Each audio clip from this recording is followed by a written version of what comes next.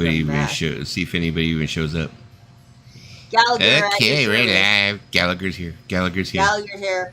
Gallagher bought a dress on Old Navy's website. Well, it was Okay, so on let's see if anybody ends up something else. showing up. You know, people aren't used to us being here on Sunday, so I guess people aren't used to us being here on Sunday afternoons. It's usually Sunday evenings. So I saw something that was really cool. I was Mhm. looking at Lego sets, and they have a Fender guitar that you can build out of Lego. A Fender guitar. A small replica. That sounds pretty sweet. Pretty sweet. And Pretty then, sweet. because the set that I wanted is back in stock. Yeah. I was turning around. I was reading earlier today. They turned around and they said that Guns N' Roses canceled another concert in St. Louis. They canceled a concert in St. Louis because they said due to an undisclosed illness. Yeah. So who knows what the undisclosed illness was? But they turned around and said that this comes 30 years after the Riverport riot, where they turned around and they canceled another show. They canceled a show in 2016, canceled a show recently for the past couple of days, and then 30 years ago they had the Riverport riot where he turned around, he jumped into the freaking crowd and socked somebody in the face and stuff like that, and caused a complete total riot. Yeah. So it's like, well, I don't know if Axl Rose just does not like fucking St. Louis or something. If you think about it, like I was reading on Instagram, people are getting pissed off because there's an artist I like, Ed Sheeran. He had to cancel his show like an hour before he was supposed to be doing the show. And he had his reasons for safety reasons, right? And there was a lot. I don't know if it was safety reasons because they said it was technical difficulties. So I don't know. Because I heard of another band who had turned around and canceled their show. They said they're having technical difficulties because some of the screens weren't working or something of that sort, and some other things, blah, blah, blah, whatever. So the thing I'm wondering is, it's like, and then you had all these other artists who were ripping them new ones saying, you know, well, back in the day, we didn't cancel whole shows just because this wasn't working, that wasn't working. We figured it out, and we went ahead and we, you know, struggled through it. We went ahead and did what we had to do. But yeah, but they were like, you know, so they were, I forgot what the band was that actually canceled it. So for Ed Sheeran to come out and say that he's canceling because of technical difficulties, completely freaking, I don't know if he's going to get torn a new one, people are going to start talking shit again, or if it's just, you know, people are going to let it go by the wayside because it's Ed Sheeran. So no, his fans are kind of pissed off, some of them, because they traveled far, right? There was one girl that said she traveled from Utah to come to the Vegas show, right? I've seen Ed Sheeran once. I've seen him once, and that was enough. I saw him on his his Equal Plus. I think it was, I think it was his Multiply tour. It was the one in 2017. Hey, for me, Ed Sheeran's like crack, not even once. Look, it's like not even once. Let me explain my stance on Ed Sheeran. I like his folk albums. I did not like that one album. I did not like that one album with Bad Habits. I thought, what the fudge are you? Not a good. It was not a good thing. I've just never been an Ed Sheeran fan. Period. Never been an Ed Sheeran fan. Period. Yeah. But back to the main point, there's a lot of people who actually travel from other states to go to Vegas to see the show. And this one girl had, I think, I saw TikTok, she's like, I traveled 3 days to go see Ed Sheeran. Yeah. Finally canceled an hour before the actual show. And she had spent $700 on hotel for all the people to come with. Ed Sheeran's not an old guy, dude. He's 31. I'm sure he could figure. Or 32. I don't know. I've just never been able to get into his music. It's just I don't know. It's a thing. And also to me, he's creepy looking. He looks like a leprechaun without the costume. Well, yeah, true. But there's some artists that people love that I just never got into, like Lana Del Rey. Lana Del Rey is someone I never really got into, and then Ariana Grande is another one. That comes to mind. Ariana. I never got into Rihanna. Rihanna's another one I never got into. And I've seen Ariana Grande. I've seen Ariana Grande, not because I wanted to. It was forced. But anyway. I don't know if it's just by dislike of popular top 40 music most of the time.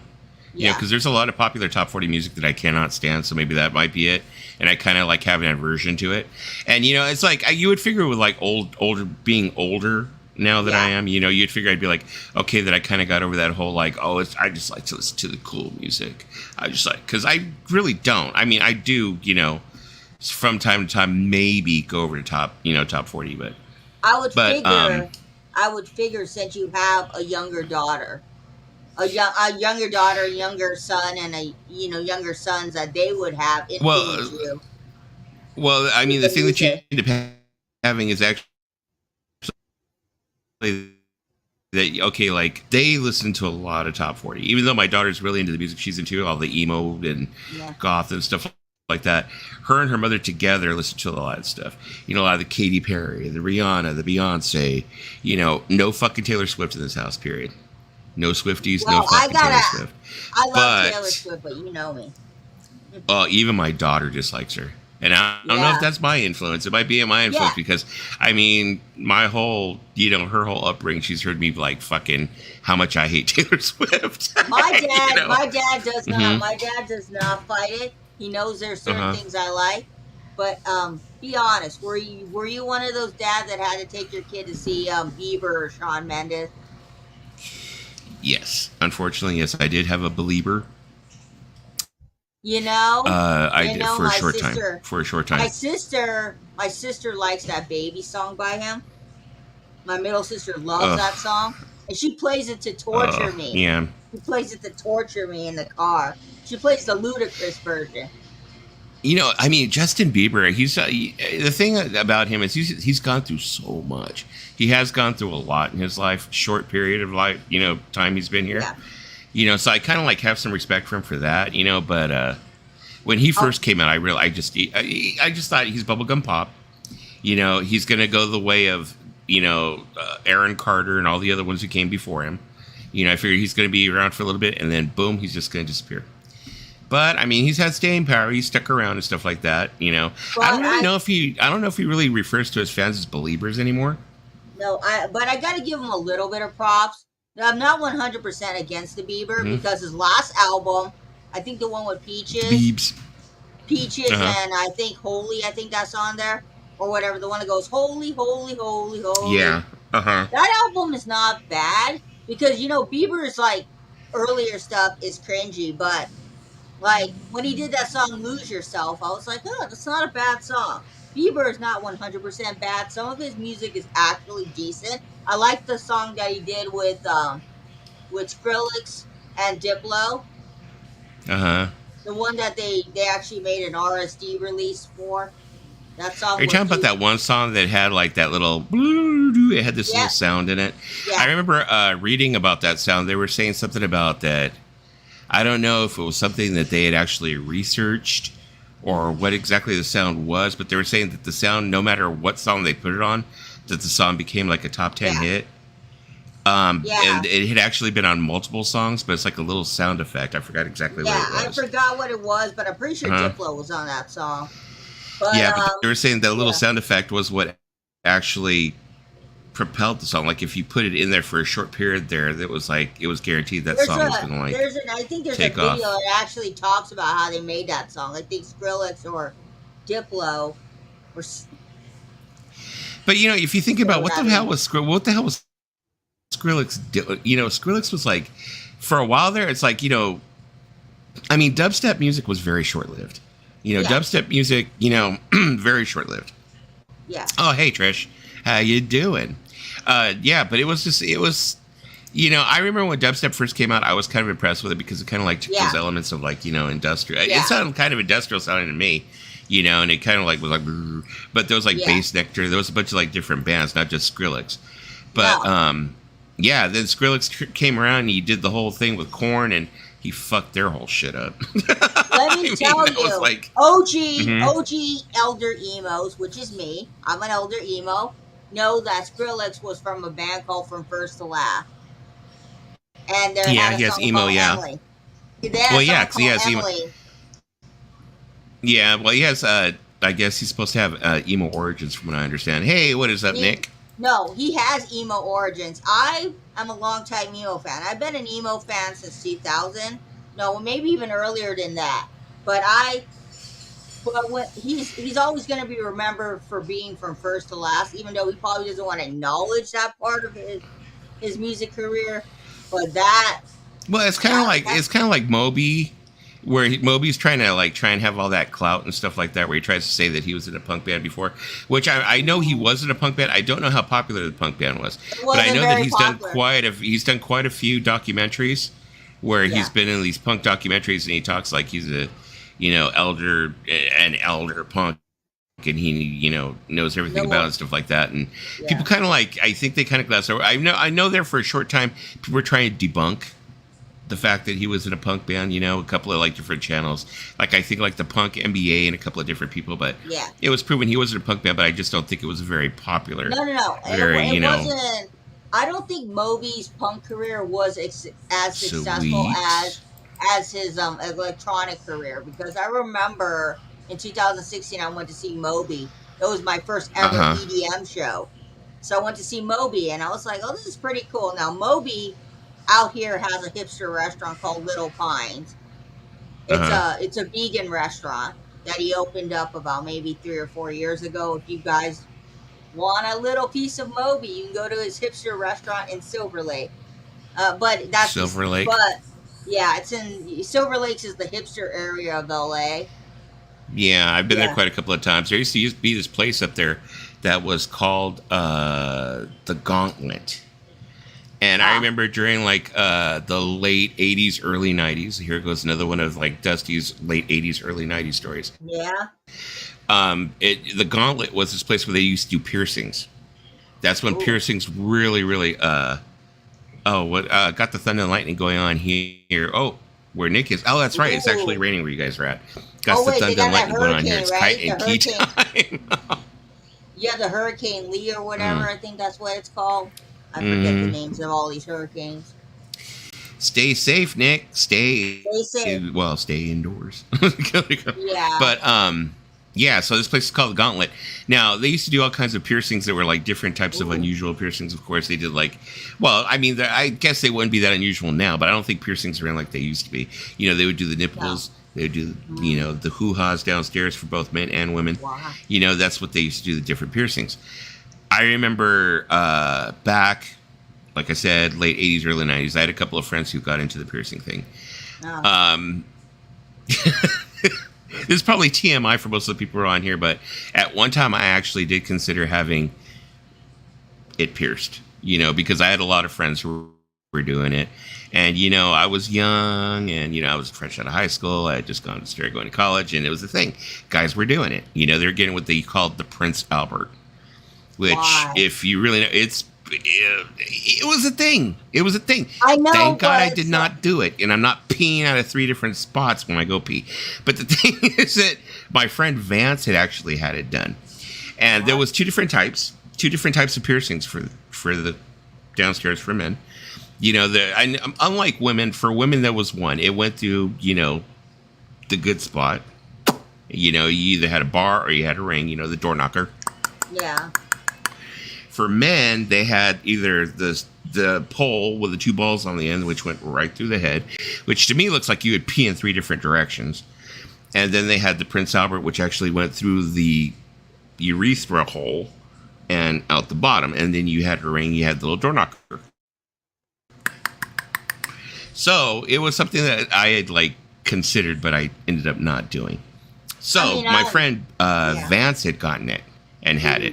And I remember I saw how many problems he had with it. He'd turn around, he would go pee, and like, he would have to like really stand up close and stuff. He's, oh yeah, you have to get used to peeing a certain way, blah, blah, blah, blah, blah. Then also I think it got infected. So they had to take it out and clean it and redo it. And then one time he went pee and he lost the whole ring. The whole thing came out, and then it closed up. It just seemed like too many problems. So thank God that I had ran into him, and I was able to be like, Oh, see, Nick knows. I was with a girl that pierced hoo-ha. It was quite a surprise. Supposedly, it's supposed to be really good, though, because if you got the, you don't have to do as much knocking, Yeah. It's supposedly it's a lot better. I don't know. I'm vanilla when it comes to piercings, okay? Well, we already know that. I mean, yeah, you're just your ears. Yeah. We know. Well, so anyway, the way I'm vanilla. Yeah, so the way Because the I don't. story goes is, Yeah. well, okay, well, let me finish my story here, Lisa. What ended up Go ahead. happening is I had this friend James, this is the same James who actually pooped his pants. I told you in the last stream, Ooh. had pooped his pants at Metro. Yeah, guy has a lot of stories. So, anyways, he decided that he wanted to have his nipple pierced. Okay, great, whatever. So instead of going to any kinds of shops that are down here in, down by us in Los Angeles County, he decided, no, I want to go to the Gauntlet, because he was one of those people, that if he was going to have something done, he wanted done at someplace that was high end, up class, whatever, up whatever. It's early, guys. It's early for me. So, anyways, and there goes Lisa. She's going to go ahead and turn off her camera. So, anyways, what ended up happening is we go to the Gauntlet. He turns around and he's going to get it pierced. So he turns around and Sebastian Lenny, well, do you have to be careful that it doesn't get, crooked? How do you make sure? She goes, oh, no. She's all, we have ways to make sure it comes out straight. She's all, it comes out looking pretty nice, actually, after it's done. And he was like, oh, okay. And she's all, yeah, it kind of looks like this. It was a chick who was piercing him. You got to think I'm a horny little, kid, senior year of high school, and she turns around, yeah, it kind of looks like this. Just pulls her boobs out, shows us her piercings, and I'm like, wah, wah, wah, wah, wah, wah, wah, wah, wah, wah, wah, I'm doing the Nickelodeon, I'm on the dick, Nickelodeon, it's kind of like, what the hell? But, yeah, I was like, for me, yeah. So, anyways, what ended up happening was he got the nipple pierced, whatever. Shortly after that was when I considered doing them, and I never did. I thought about getting my nose. I thought about getting my nose pierced because I was in that whole emo phase, and I thought, ooh, get the nose pierced because the emo people had the piercings, and I was kind of like hugely inspired by all the emo stuff I was listening to. But he said, "What's up?" He's all, what a topic. I talked myself out of it. Okay, I talked myself. I also thought about getting the gauges. Those where they make your ears a little bigger. Because again, I wanted to be a scene kid, and the scene kids had the gauge ears. And then my dad and mom were like, I was young. I was probably like in my 20s, and my dad and mom were like, "Are you sure you want to do that? Because when you take that thing out, you're left with a big hole in your ear." And I keep that guy in the background. Are you sure you want to do that? That comedian that says, "Are you sure about that? Are you sure about that?" Yeah, because then people end up having to have their ears, repaired afterwards. They have to turn around, they have to take it out. They end up cutting it, then they have to re-sew it up, and I don't even know if it grows back properly, whatever. But you end up looking like an upside down Vulcan, because you have the points at the bottoms. I look like and stuff as opposed to the points on top. Yeah. So I would look like a Tim Burton character. Pretty much. Trish says, I wouldn't want any metal on my vagina. It's not too bad, huh, Lisa? No. Lisa has it. Wait, first off, do they I'm curious about this metal in your vagina, okay?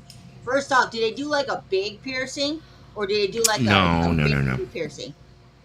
I'm just curious. It's a small metal bar. It's a small, okay, have you ever, okay, like, let's put it this way. Okay, take a grasshopper. Yeah. And imagine what a dumbbell, yeah, would look like for a grasshopper. And that's what they put in there. They take one end of it on, one ball, and they pierce it, and they put it in, and they put the other ball in, and you have that little, that. And then I think after you end up like healing from that, then that's when they put the they put a ring in, which has a little ball. You've seen those kind, or whatever. And then that's why we call it the Gronocker. Yeah, it's like having a fashion accessory for your cooter. Yeah. And I mean, some people are like, I'm just thinking about it was very popular during the early 90s, late 80s. And I'm wondering, how many people still have them? I'm like thinking, and that was one of the things I'd also thought about, too, was that I'm going to be an old man, because I'm already freaking old. I'm 51 with my pierced,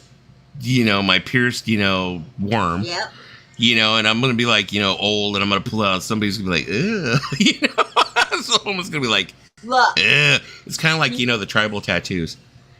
The only people I could picture having a Prince Albert is someone with a bunch of tattoos, an Ed Hardy shirt that's way 2 sizes too small, and some really funky shoes. This was way before the Ed Hardy, T-shirts. So this is I way know, before that. I So know, but I'm just saying nowadays, if someone was to do a Prince Albert, they're probably wearing Ed Hardy T-shirts, and they I probably don't look know if like Exotic Joe. I don't think it's a thing now. I really don't think it's a thing now. I don't think that the guys are doing it anymore, and I don't think that women are doing it anymore. I think the nipple piercings though are still popular. Nipple piercings, I think, are going to be around for a long, long time because it's the I lesser think of the they are three somewhat. evils.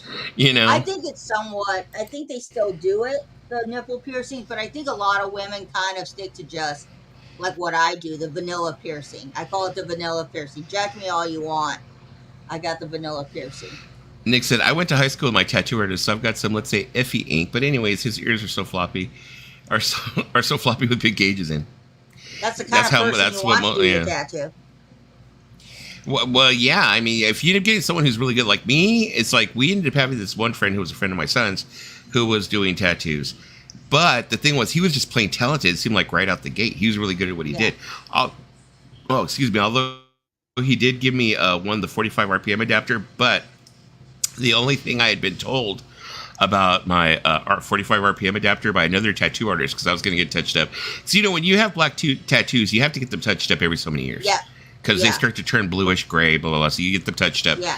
And he had told me that the last person who did the tattoo had a heavy hand, when he was tattooing me. And I was like, okay, well, I didn't realize that at the moment, because he's like, yeah, this guy had a heavy hand, we can tell. And then when he went to touch it up, he's all, can you tell the difference between my hand and his hand? I was like going, yeah, it was less painful because he was really like. Yeah, you don't want a tattoo. I've watched a lot of tattoo shows. You don't want someone that's too heavy-handed when they do your tattoo. So if you get hit by lightning with one of those piercings, it's game over. Yeah. There you go, game over. Looks like that sad cartoon dog. Nick said he ended up becoming a great tattoo artist and makes a good living. Yeah, I mean, the same thing with this kid. He ended up becoming a great tattoo artist too. He was really, really good. But he was really good out the gate. I mean, he just had a heavy hand, and had to learn how to, actually control the needle better. There's like I've watched a lot of tattoo shows, and I think the ones that are really cool is when they do the traditional ones are pretty cool, or when they do the black and gray ones, it's pretty impressive. There's this one guy I saw on Master Ink. I think he's known for it. And he did this really cool New York scene, black and gray. And I was like, wow, that's pretty impressive. You don't have any tattoos, huh, Lisa? No, I've just done piercing on my ear when I was like 6 months. I don't have tattoos because I'm afraid of needles. We all know that. I'm definitely afraid of needles. And I thought about it in the past. I thought about in the past one time. I know, yeah, some stupid BTS tattoo, but don't judge me, people. Don't judge me. Wait a minute. Were you about to say that you were thinking about a BTS tattoo? Or just like a record on my hand. I was like, I was about to seriously do the face bomb. No. The reason I was about to seriously do the face bomb. The reason why I don't do tattoos because I know it's there forever, right? And I was just like, it's just not me. I mean, your tattoos have personal reason. I mean, personal meaning for you. You got the 45 adapter and you got the Depeche Mode. I just was thinking to myself, when I'm older, do I want to have like a bunch of tattoos all over me when I'm 70 or 80? I didn't get my first tattoo till I was like 40.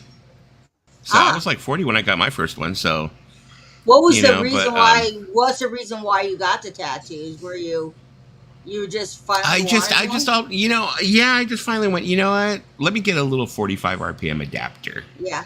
Was the first one because I wanted to see how good it was going to come out, and I figured if he really fucks this up, I'm going to go ahead and go to a regular tattoo artist and have him clean it up or whatever. And he turned around and did a good job. And after that, I was like, okay, well, I want this other one. And he was like, okay, all dark. He's all, that's pretty heavy duty for a second tattoo, or whatever. Yeah. And I was like, yeah, that's what I want. But have you seen these people with money who go under anesthesia and get a full back? Oh, God, yeah, I've seen that shit. Oh, my God. I mean, I've seen most of the back pieces end up taking sessions. They end up doing it in pieces. like parts and stuff like that. But yeah, that's kind of cool. I think it's cool to get a full back piece by 6 different artists. That's cool, you know. But I mean, I don't think I could sit through it. I don't think I could do it. But yeah, my cousin has words on his back in big letters. Yeah, it can hurt like hell. My uncle has a deformed eagle on his back because he got it like 20 something years. He got it like 30 years ago. It's kind of deformed by now. It's kind of deformed. What, he's going, God. Goes, blah, blah.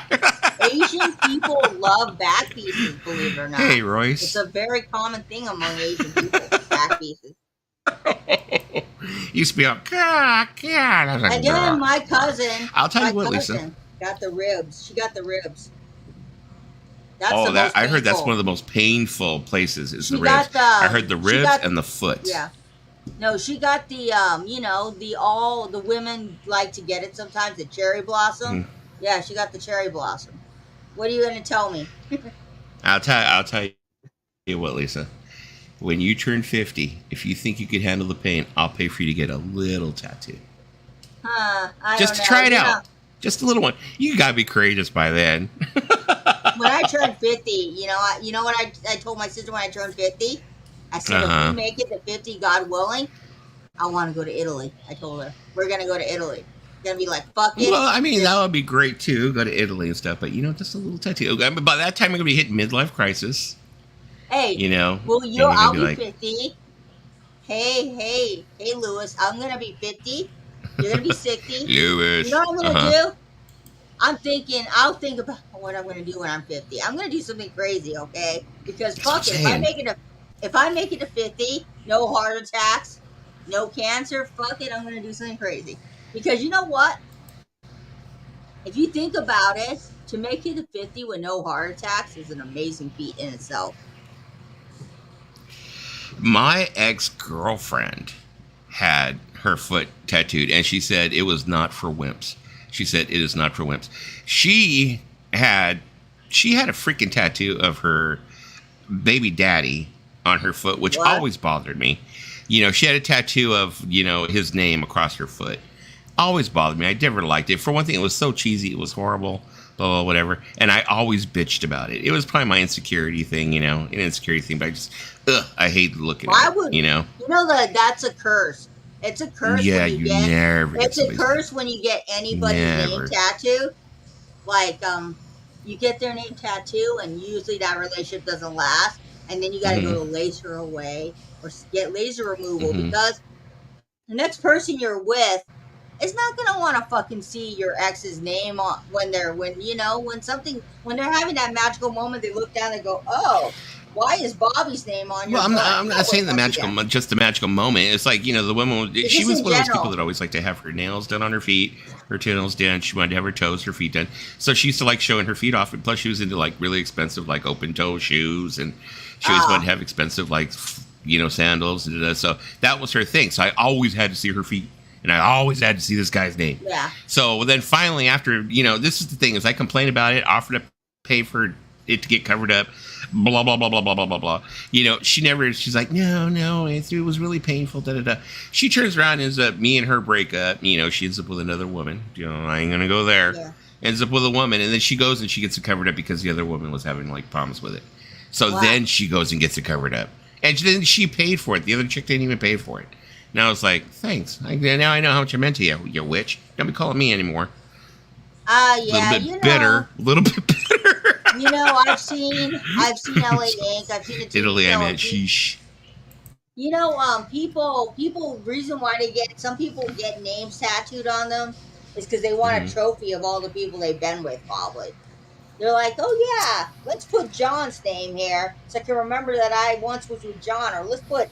I think, getting someone's name, that is a hell of a commitment.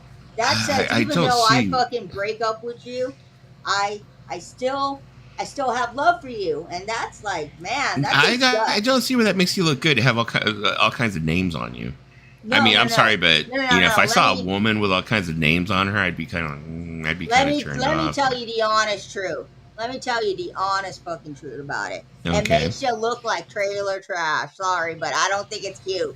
I don't think it's cute to have Well, I all wouldn't the go names. there, but I don't Okay, think it's not cute. trailer It's trash. not Okay, not attractive. okay. I take it back. It's not attractive. Not attractive at all. I don't know why it's so associated with that because I think people who get those kind of tattoos are people like, I wish I was bored one day. Went to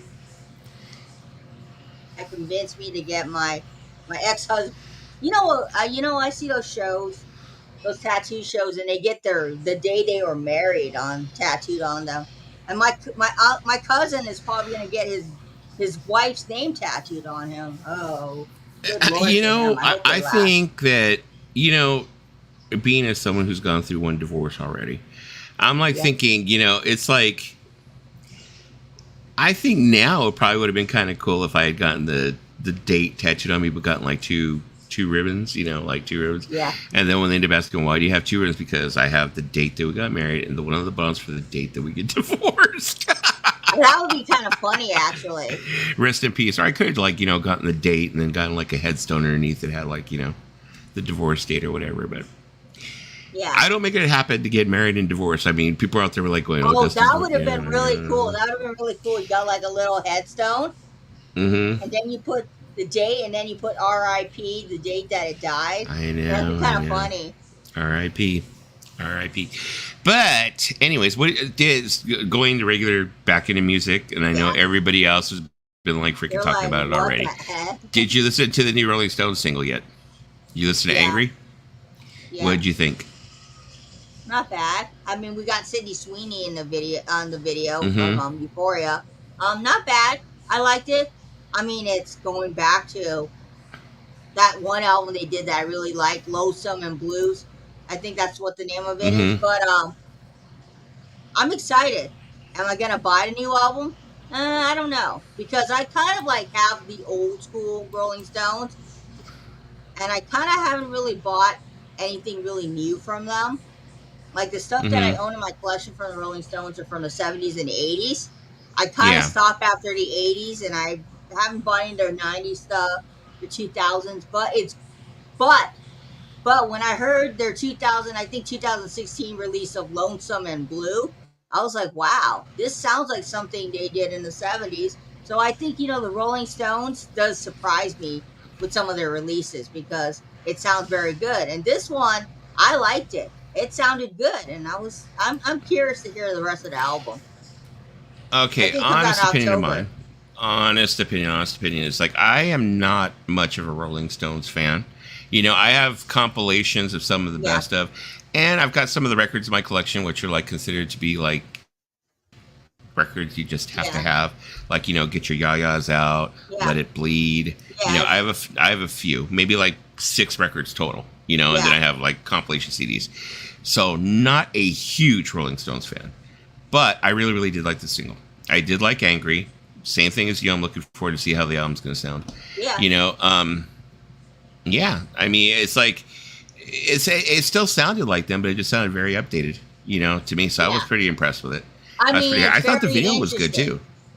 I think it's You very know. interesting to see. Hmm. It's very interesting to see how they came back from when they lost Charlie because they lost Charlie Yeah. about 2 or 3 years ago, and it Yeah. was just, sometimes with a band when they lose an integral part of their Uh band, huh.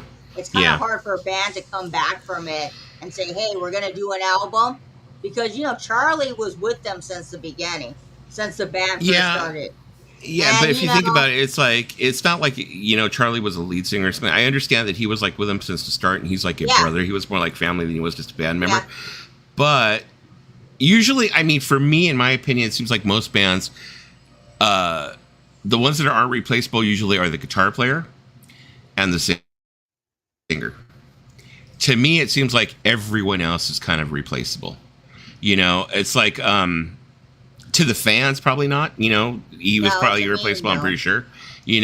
And I'm pretty sure to the band members he was irreplaceable. But you could always get another drummer. you So could. I think, yeah, You could, yeah, but you, I just feel like with some bands, you could uh always huh, get another drummer. Just it would be like if, say, the Beatles were still alive, uh huh, and say something happened to Ringo. Ringo could be replaced, but uh huh. it just wouldn't be the same. I think yes, if the lead singer dies, it's kind of hard to just go on with a Yeah. band. But Well, yeah, I mean, the Rolling Stones couldn't yeah, go on without Mick Jagger, but I mean, no, without Charlie Watts, they could. I don't think that they could go on without Keith Richards either.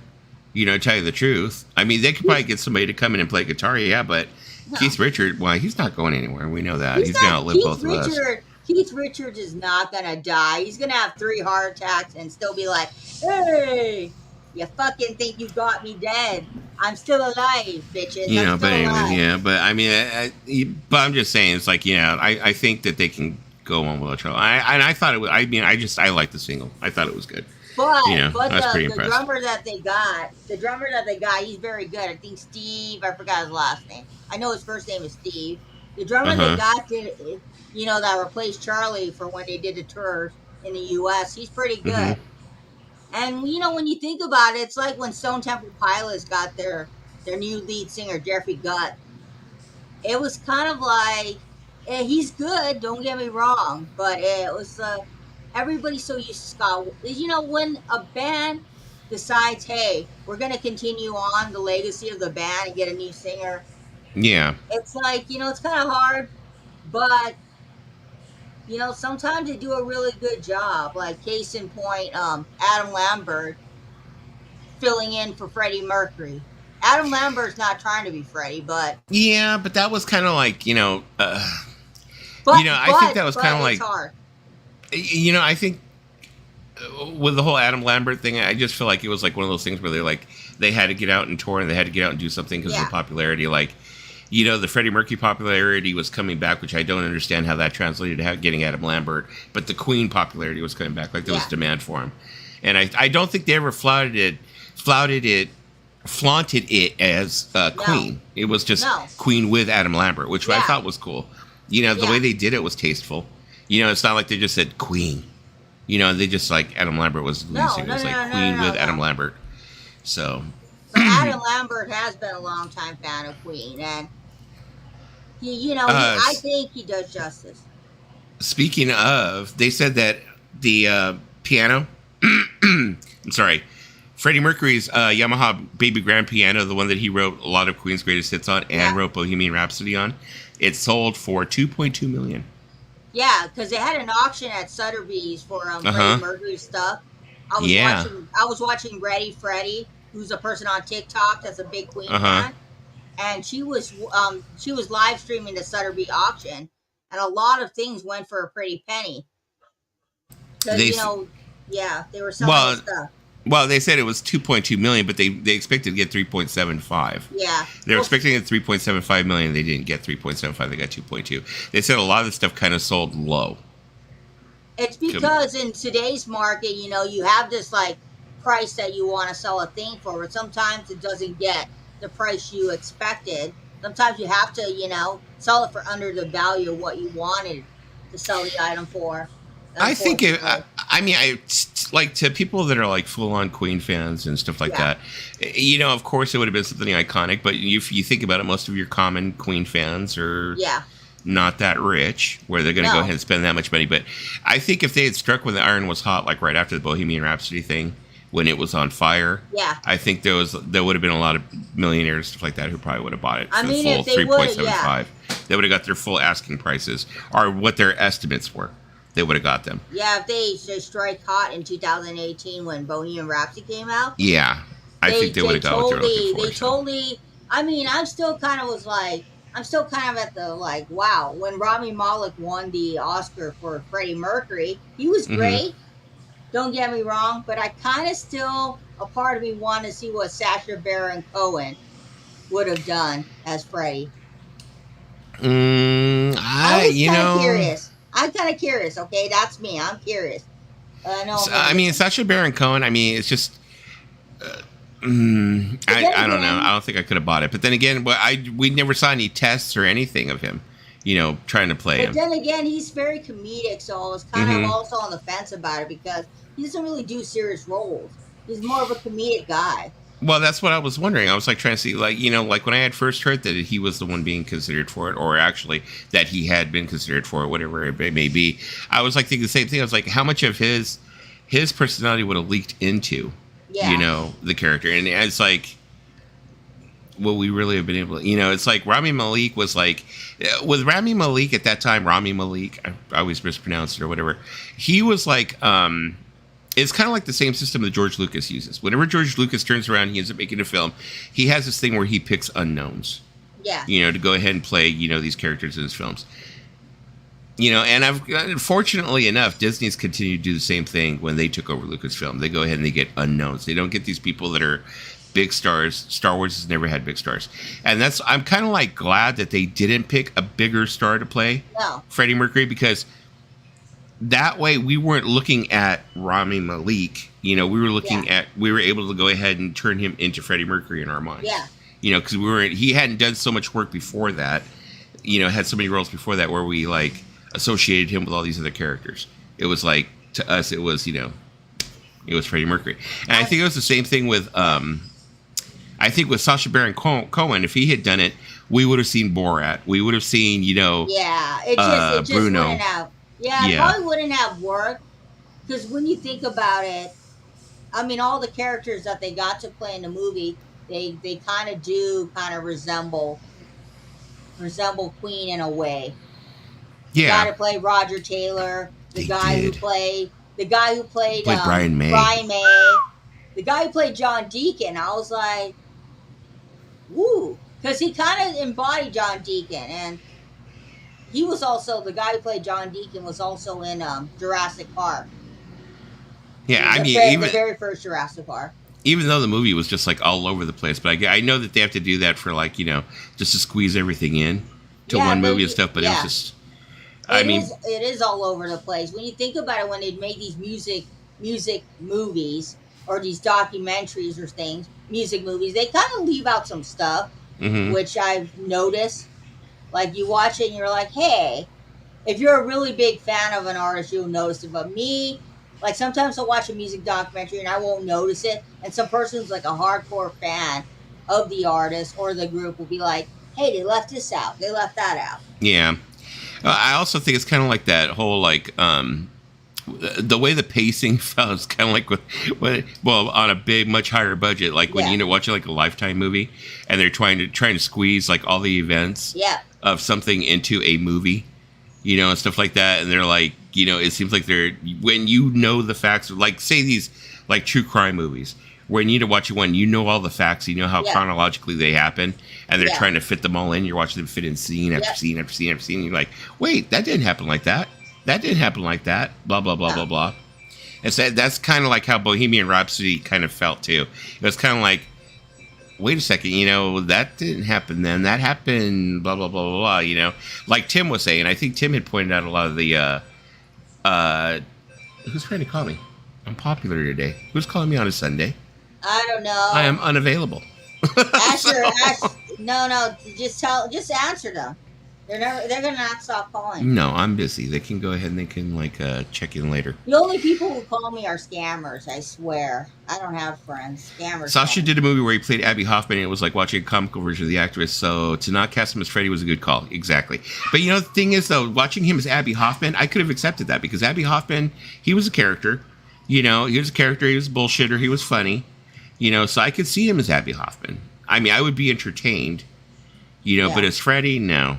I didn't buy it. I think they made a good choice with Rami, because Rami was just in that TV show iRobot, or what was it called? He was in that TV show for USA Network, and that TV show was doing really good. Mr. Robot. He plays some kind of a hacker or something of that sort. Yeah, he plays a hacker. I think that was one of those shows where I turned around and I totally went ADHD on it. I watched the first episode and I couldn't get into it. Like a lot of shows, like if they didn't, like a lot of shows, if I watch the first episode and it doesn't grab me right away, I usually won't. Like the same thing with Breaking Bad. I've tried 4 times to watch Breaking Bad. Mm-hmm. I've tried 4 times. I was like, okay, I'm going to get it this time. Oh yes, I'm going to understand the story about a chemistry teacher who has lung cancer selling meth with his friend Jesse. And I tried 4 times and I just it's weird. I tried 4 times to watch Breaking Bad and I couldn't finish it. But You give Mm-hmm. me a new season of Always Sunny in Philadelphia, I can finish that in like a week. I don't Yeah. get it. My brain is like into stupid dark comedy, but when it comes to serious shows, it's like Breaking Bad. I could not get into it. I tried Walking Dead.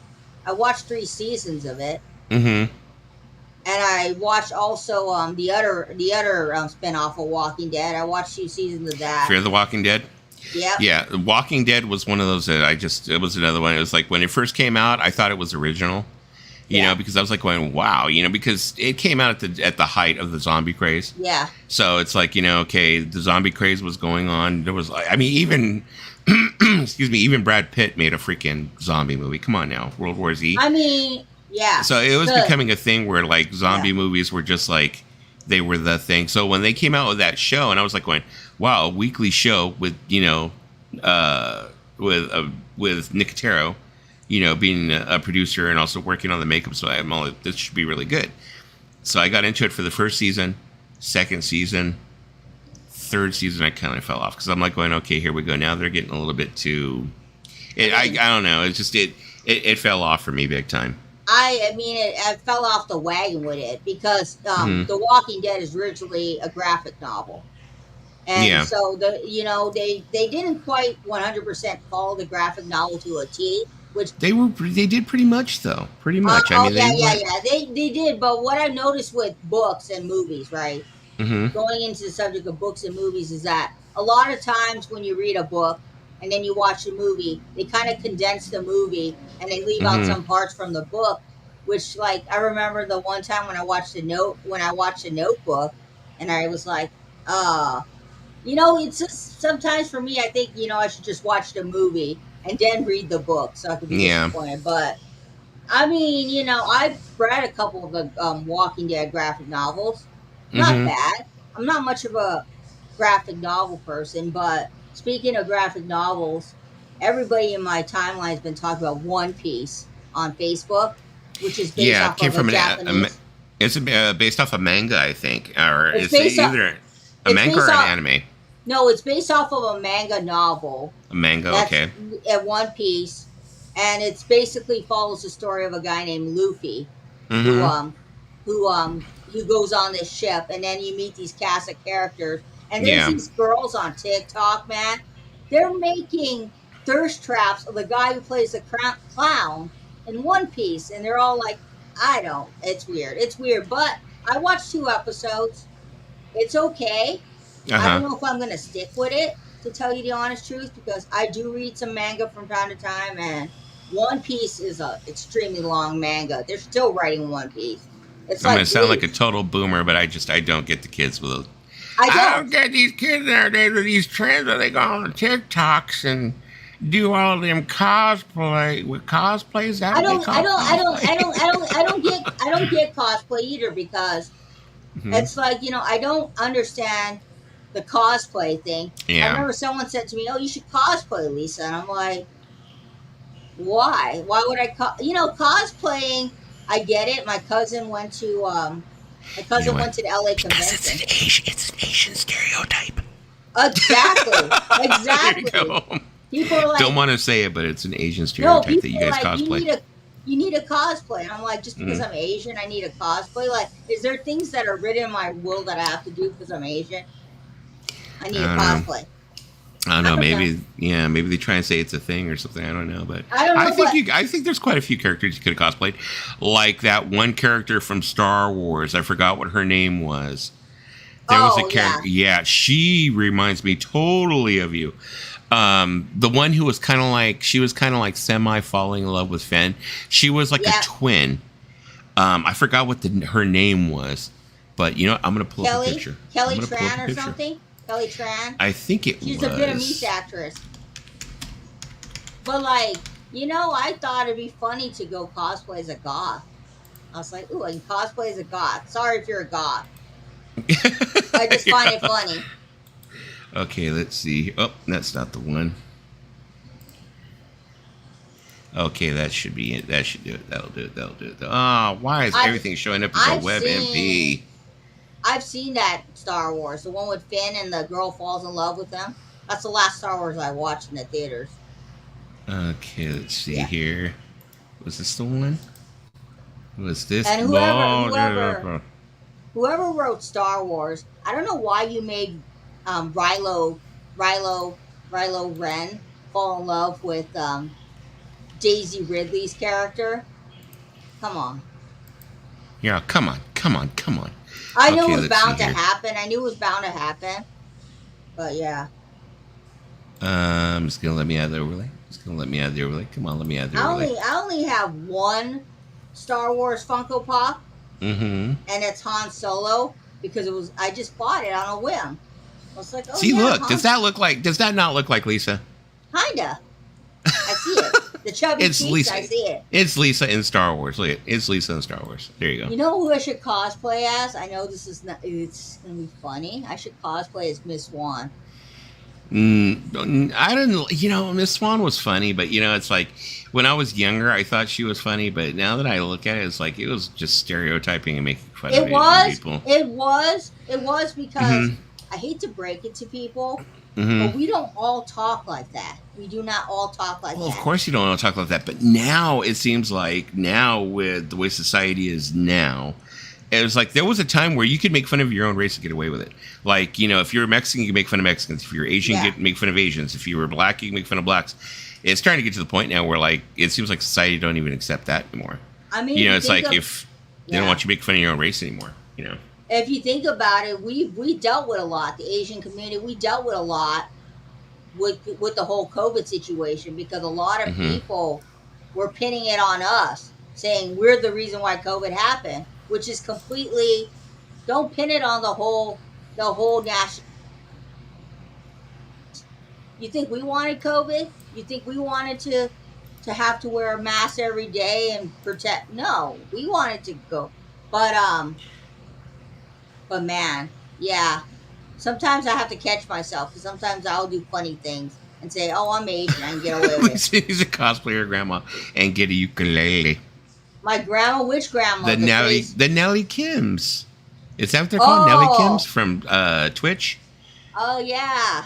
I was worried about them for a short while there because they weren't showing up on Twitch at all. And then I looked, I think it was like a couple of nights ago, and they were there. Oh, you mean I thought you meant my actual grandma. I go, my actual grandma on my dad's side is quite funny, man. She wore a muumuu. She wore a muumuu a lot. Lisa wants a muumuu. I looked up muumuus. I was trying to find you a muumuu. For real? The Homer Simpson muumuu? Because you were talking about it in our group chat, and I was like, I wanted to see. Joking. Hey, I thought it was a funny joke. I was gonna get you one as a joke. I was joking.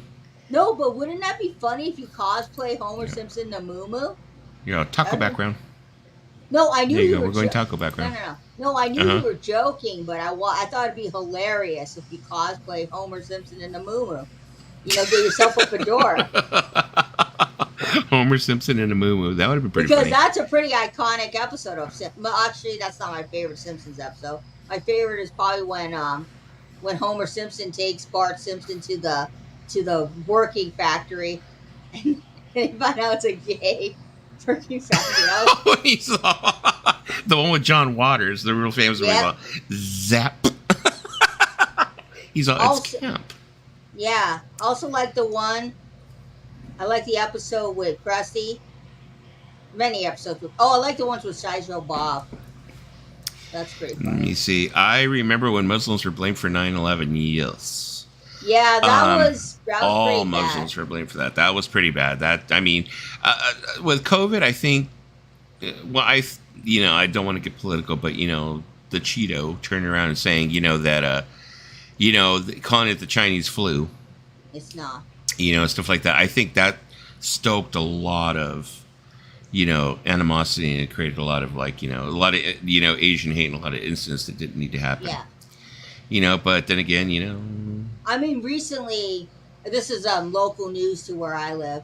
Recently, a lady who works in Chinatown was out about, she has a fruit shop, a fruit/food shop. A guy came and sold her purse. And she had like $7,000 in there. That was money that she had collected. So they raised a GoFundMe, And this guy that I follow on TikTok named Ed, I think Ed Ashke, he's an Asian Uh-huh. TikTok creator who talks about Asian news and people. Uh-huh. And he had made a video about it because his son had reached out to TikTok asking if Hey, people could Vinyl. help. And what happened was they haven't found the guy yet. They have his face, but he's probably already spent that money. He just Well, took yeah, it I mean, first. $7,000 in cash, especially if he was like someone who was like hopped up on drugs or something. He definitely went ahead and probably I already don't know spent that. why she was carrying $7,000, but I wouldn't carry that. That's the thing I'm wondering. Why the fuck are you carrying $7,000 and that money's not in the bank? Yeah, You know, me, I don't exactly. carry any more than $50 in cash on me at any time. Yeah, You know, I don't carry any more than $50, and that's just in case I need cash. You know, and it's like just always been a habit. Hey. I carry 2 20s and 2 5s. hey kicks. You Yeah, know, I think the thing about it is, the community is rallying together for her. mm-hmm, The guy went to her little shop in Chinatown, bought some stuff, mm-hmm. and the community's rallying for her. They raised $2,500 already for her. Not bad, not bad. No, good. You know what? She seems like such a sweet lady. I'm gonna probably go to Chinatown one of these days and visit her little place. Yeah, Asian Vinyl people kicks do. it. Asian people like to carry large amounts of cash. Not gonna lie, Oh. Vinyl Kicks. We got an ego the size of Texas. We like to wave our money. Okay, He goes the size of especially- Texas. Especially when you get the Vietnamese and Chinese people, they like to flaunt their wealth. Okay, you get a Vietnamese or a Chinese guy smoking a pack of cigarettes. He sits there like he's all king shit. He's like, I made $2,000. That was my uncle the other day. My uncle was like, I got a new job. I'm a trucker again. He goes, I'm gonna make a lot of money. I can buy you guys some good booze. Good booze. See, like Vinyl Kick said there, Paulina, facts. Definite facts. Yeah, because if you Yeah. carry more than 5, I mean, I can't think of a time now that we have, ATM. I mean, now that we have debit cards and we have like credit Yeah. cards and stuff, I can't think of a time where I've carried more than maybe like 100, 150, maybe 200 at a time. Yeah, I don't. Yeah. Because I mean, if you end up having an ATM card, I mean, your money's safe if you think about it for the most part. Because I mean, people can go ahead and they probably use it online, but they're not going to be able to go to an ATM probably that easily and just go ahead and pull your money out. Yes, Paulina. Sorry, just waking up. Aloha, Taskilisa Vicky, and everyone. Vinyl Kicks. We don't play card games. The Asian people play mahjong. Mahjong is the game of the Asian people. That's the game we always play. You go to any Asian party, always got a mahjong table out there, and they play that. Now, when it comes to gambling, we do got you guys beat. Asian people love gambling the most. You get an Asian person in a casino, it's like a kid in a candy store. They can drop a lot of money. You get them on the blackjack table. Yeah. Something My tells me that uncle- Lisa looks like one of those types when you get her to the like casino, her eyes glaze over and she starts going. No, I had. My uncle, may he rest in peace, used to go every week to that one casino, Morongo, I think, not Morongo, San Manuel, and he would get free stuff because he had the diamond card, right? So he would go in there and get free pots and pans. He's got in a ring light. It is. It's like funny. It's like Lisa's like It's the true. perpetuator of Asian stereotypes. What? It's true. We do that. Yeah. I'm not lying about it. We do go gambling. It's not really a stereotype. It's the truth. It's not a racist stereotype. It's a true stereotype. You go to my mom loves to see it. I think though that actually Lisa, I think Lisa can be the spokesperson, I guess, for most Asians, because I think she has like every Asian type in her family. You have Vietnamese, you have Chinese. Well, no, You have them all. I got 17 uncles and aunts. There's 17 people in my mom's family. Mhm. My grandma had 17 kids. I have over 20 cousins. I have like close to 40 cousins. I know, but you're Chinese, Vietnamese, and Italian, huh? No, I'm Chinese, Vietnamese, Irish, French, British, and Scottish. My dad took a Oh. DNA test. He's Oh, I not thought your dad Italian. was Italian. Okay. I He's thought you were going my to be like, dad. that's a spicy egg roll. No. My dad was adopted by an Italian family when he was really young. So he has the Italian last name because he was legally adopted. Look at these. Look at these. Fucking Nick. I remember that horror. I remember that song when we were kids. These like, what was it? I forgot how the song went exactly. It would be like, hey, you know, Chinese, Vietnamese, look at these. Yeah. But no, we're mostly Vietnamese in our family. My mom took a DNA test, and turns out she's 80% Vietnamese. I am Mexican and German. Who was it who came up with the name that were Wiener Schnitzels? Me and Missy. Dobbs are Wiener Schnitzels. Miss you. Miss you. There you go. That we're Wiener Schnitzels. So yeah, we're both Mexican and German. Hell of a combination. Hell of a combination. Well, Supposedly, what they say is if you're Mexican and German, you're supposed to have you're supposed to be really ill-tempered and hot-tempered, and I'm really not. Yeah, I mean, I'm Irish, British, Vietnamese, and Chinese, and Scottish. So, I got all of the pretty much white backgrounds covered.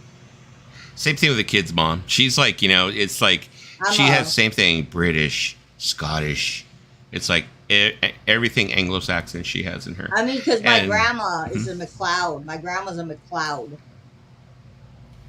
Said actually a lot of German Mexicans in Mexico. But I'm going to tell you something else, Final Kicks. And I actually do still, and I've discussed it with Lisa before, I have to do one of those, you know, where they do your background and they figure out what you are. Because I really, really think I have Filipino in me. I really, really do. Because, you know, I don't want to say my last name, you know, over this, but those who have me on Facebook know what my last name is. And my name is like Smith in the Philippines. It's like just one of those things. It's like, it would be like if you Gomez's in Mexico, you know, it's everywhere. And I remember growing up that my name was very uncommon here in the United States.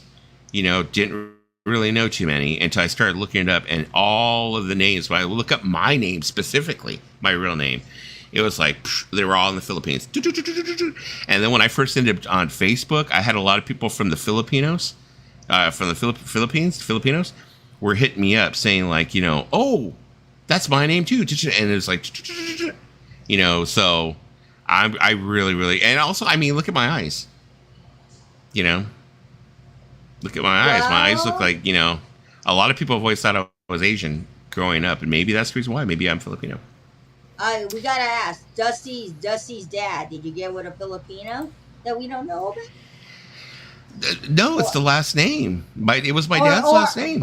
You know, but what I mean is maybe your dad has some Filipino in his background, like other people in the family. See, look at even Vital Kick saying he's Mexican Filipino. I'm Mexipino. You know, that's why I'm starting to think that maybe I am. I'm thinking that maybe, you know, I probably have some kind of Filipino blood. Maybe. I'm a Asian. A Asian, white and Asian. There you go. Yep, I'm a Asian. I was reading today actually that they were saying the Grammys are going to ban artificial intelligence from award shows. Like they're already stepping on it already. They're like saying, no, it's not going to happen. You know, because I guess there was some song that they tried to, some song by Drake. It said it mimics the voices of The Weeknd and Drake. It was composed by a TikTok user named Ghostwriter977. They tried to actually submit it for a Grammy. And the Grammy Award said no. They said absolutely not. They said that artificial intelligence will not be allowed to put in their foot down now. I need to hear the song now. The Ghostwriter. No. Now, the thing that I'm thinking is that I think the reason why this song will be banned for now, when people like you and me and all of these, you know, YouTube users are going ahead and making these AI songs, they're going to go ahead and they're going to ban them. They're going to say, no way, you can't use them, blah, blah, blah. But wait till the record companies start going, let's see if we just go ahead and test the waters and we're going to make one song by a dead artist But, I'm sure, like I said in another stream, I said, I'm sure they're going to come out with this whole thing. They're going to be like, no, David Bowie had written this song before he died.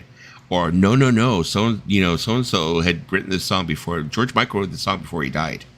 And then they're going to translate, so it's his lyrics. And then they're going to go ahead and they're going to use AI to go ahead and record the song. And they're going to go ahead and start releasing it. At that point, that's when the Grammys are going to turn around, change their mind, and go, oh, okay, well, this is different. We're going to go ahead and allow this. Then they're going to allow AI to be included in the Grammys. So that's what I'm thinking. It's going to, money talks, bullshit walks, basically. I don't think it's going to happen anytime soon, but, it's amazing with these AI covers, how they sound like the artist. Some of these AI covers, you could fool me. Like the Michael Jackson one with The Weeknd, you could fool me. Yeah, definitely. You could fool me because, I was watching an interview recently with Michael Jackson's middle son, Joseph Jackson. He is such, I think it's Prince. It's Prince. Why am I saying Joseph? Yeah, because he has Blanket, Prince, and Paris. Well, because Prince Jackson is so well-spoken. And so he had shown this guy the studio where they had recorded Thriller, and they still have all the original components of when they recorded Thriller. And I was like, people give Michael Jackson shit, but his kids, they turned out really nice kids. They seem like really they have a good head on their shoulders. So Michael Jackson was doing some good with his kids. I don't think it was so much Michael Jackson. I think it was actually because I think they had a good head on their shoulders because of their real mother. And their real mother, I heard, was a piece of work too. Debbie Rowe. Debbie Rowe? Well, I mean, to have children with Michael Jackson, it's like, yeah, you had to be a little bit off. But then again, like I said, money talks, bullshit walks. But those aren't his kids. Those aren't his kids. She had surrogates. Yeah, there's been a long kind of rumor that those aren't his kids. That she had some other guys that she was with to have the kids. That's what I was going to say. I remember that. I mean, we don't want to repeat exactly what Cat Williams said because that was kind of like what the. But yeah, I kind of side with that too. That those aren't his biological kids, or he raised them, or the other side, because I mean, kids can not be yours biologically, but they're your kids. You know, if you raise them and you're there from the start and you raise them, okay, they're your kids. But biologically, probably not. But the thing is also you have to understand that Michael Jackson has so much money, and he was like into so much experimental shit. He was always into science and stuff like that. Maybe. Could it be that maybe he took some money, he went ahead and invested it, and went ahead and had his kids like, is it possible to actually have, or am I being ignorant? I mean, I don't know. Are you able to change things about your child's characteristics now? Look, I don't think that technology exists yet, or is it something they're still talking about? I know you can get sperm from a person and implanted into a person, and an egg into a person, and you can have a kid that way without having, actual sex. You can implant, right? Well, the reason why I'm saying is because if you look at the kids, sometimes you can see certain aspects of them do kind of look Jackson. Sometimes. Or maybe if I'm just trying to look for it to see any kind of Jackson in them or something, No, I don't see any Michael Jackson in them, but I know they definitely are biracial. Like there is one guy who was at the funeral, and they kept on saying that they feel that he is his biological son, and he was trying to say that no, he wasn't. No. But damn, I'm sorry, the kid really freaking looks like him. Well, because if you kind of think about it, let me find a good picture. If you kind of think about it, even though that is not Michael Jackson's biological kids. That's all they knew is Michael Jackson. They didn't know anybody else. Michael Jackson's raised them since birth. And was Prince the oldest one? Prince, was he the one that Michael Jackson put over the railing? Or was that Paris? That was Blanket. Know. Blanket? That was Blanket. Why would you name your kid Blanket? Michael Jackson, why would you name your kid Blanket? He said that it had something to do with the fact that He's a, in our family, that's what we always say. We say when we love someone, we want to wrap them in a blanket of love. We wrap them in a blanket. So that's the reason why I call him Blanket. Oh my God, there's a creepy picture of Michael Jackson with his kid. No, there's a picture of Michael Jackson with his kid, and he's looking at him creepily. Oh, that's not a good picture. He's like smiling all creepy with his kid. Come on, Michael, don't do that. But not to tarnish Michael Jackson's career. Prince Jackson said that he had a very good childhood. That Michael provided everything they wanted. Michael also made sure the kids read a lot of books. He was very big on them reading and getting their education. So Michael Jackson was very involved in his kids' life. I mean, come on, if you're having kids, you want to make sure they're reading. I'm sorry, but I can't trust a person who does not read. If you don't read, you're dumb to me. You need to at least read something. It's like John Waters said. John Waters said in his stand-up many years ago, he said, you know what, if you go to someone's home and they don't have books, don't fuck them. And he said, you know what? I'm not saying you walk in there and they have DVDs. I'm not saying walk in there if they have DVDs, then fuck them. He's all, if you walk in there and they don't own any books, they don't have a bookshelf, don't fuck them. Here's that kid I was telling you about. Is right.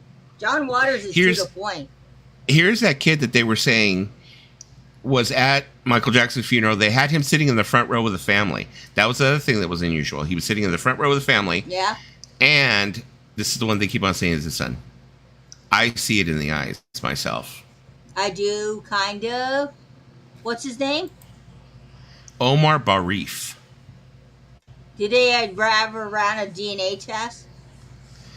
I don't think they've ever done one. I think that it's kind of like it's not something they did publicly. I think that this man knows that he's Michael Jackson's son, and I think he's already financially been taken care of. And I think it's just one of those things that they're never going to talk about. But, it's like, who would his mother be? But, I mean, if you look at it, this kid is white. Not white, but he's like, okay, Vinyl Kick said that dude don't look like MJ. But look at the eyes, though. No, he looks That's what I'm saying. It's like in the eyes. He looks more Middle Eastern. Well, his last name is Baif. But like I said, it's like, why was he at the funeral? Why'd they have him in the front row? For one thing, he was in the front row and he was sitting with a family. I don't see it. So I don't see it. Maybe it's just that's exactly what I was actually talking about. I was talking about, like, are they starting to do a genetic modification now? I wasn't sure if we had reached a stage yet because I haven't read up on it, and I don't like saying something if I haven't read up on it yet. So I mean, I'm looking at it. I'm looking at pictures of him. And I'm, because at first I thought maybe, but now that I look at pictures of him, he's got the Michael Jackson nose. Ugh, that nose is very Neverland, iconic. a little over an hour drive from where I live. Okay. I've never been to the ranch, but I know it took them forever to sell that ranch. Nobody wanted to buy it. It was pretty tainted, and also it's like weird. It's just like one of those places where people don't want it. People just, I don't know. I understand they say a lot of horrible things happen there, supposedly. Yeah. I mean, didn't he have a theme park in Neverland Ranch? He had a bunch of carnival rides and shit like that. Well, he had carnival rides. He had a candy room and all this different stuff. I mean, I haven't seen anything about it in ages, but I remember for a moment there, I was like, I see the side profile. Definitely not Michael Jackson. I'm looking at the side profile. Definitely does not look like Michael. This is true. MJ's nose wasn't really. So MJ's nose was about as wide as mine.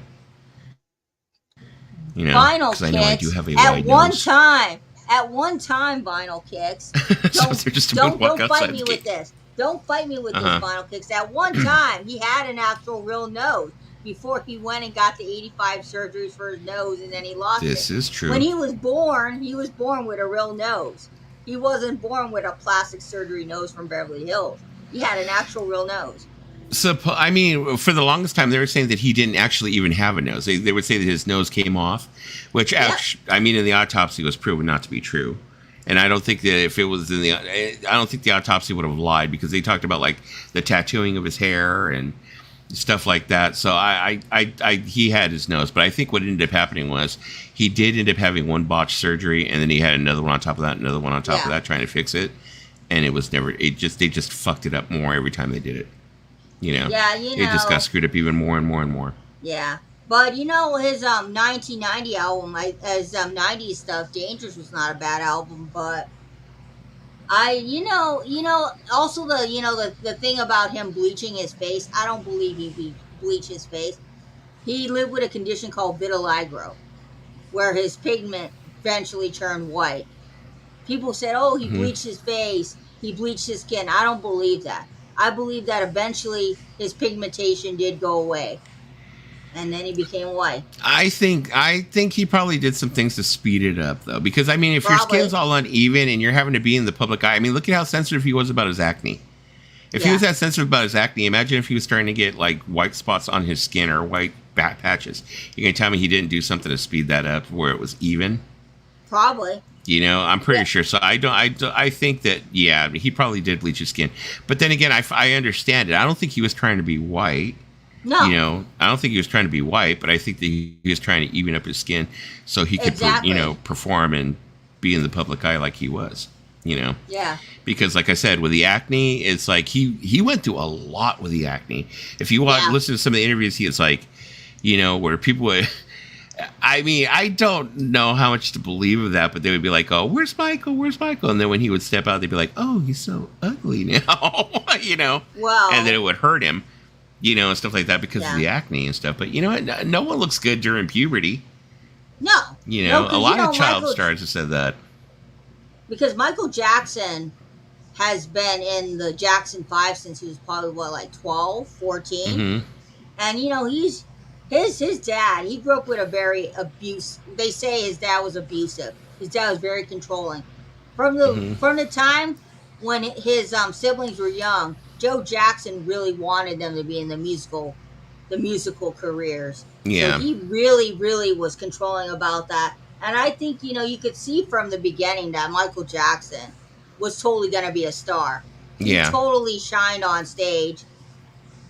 And when he did his first album, Off the Wall, which is my favorite. I'm sorry if you guys like Thriller, but I like Off the Wall more. I feel like Off the Wall was a better album. I think, the thing about it is I know his other siblings try to have a career. I think Toya Jackson tried to have a career. Yeah, I think she did that. No, LaToya, I think she tried. LaToya tried to have a career. LaToya was just she was just plain nuts. Let's be honest. She was full on lost in the Jackson sauce. She was just. But she was nuts. She was. Rebe tried doing it, but I think the thing with Rebe is she probably did it thinking that she had to because she was a Jackson.